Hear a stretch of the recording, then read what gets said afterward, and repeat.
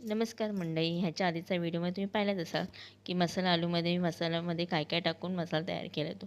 ह्याच्या वाटणमध्ये मी काय काय टाकलं हे तुम्हाला पाहायचं असेल तर तुम्ही ह्याच्या आधीचा व्हिडिओ नक्की पहा. आणि एकीकडे हे बटाटे पण मी फ्राय केलेले त्याच्यामध्ये दाखवलेले.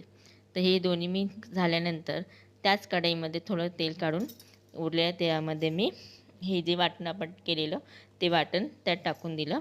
आणि मग अद्रक लसणाचा पेस्ट, हळद आणि लाल तिखट आणि एकीकडे गरम पाणी करायला ठेवलेलं आहे हे.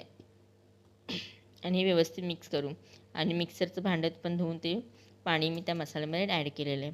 आणि मग जे बटाटे होते ते मी फ्राय केलेले ते त्या मसाल्यामध्ये ॲड केले.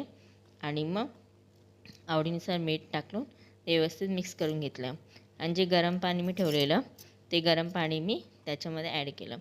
आणि गरम पाणी कारण की ना आपण जर गरम पाणी टाकलं ना तर लवकर शिजतं आणि प्लस तेलाची पण तरी त्याच्यावर दिसून येते.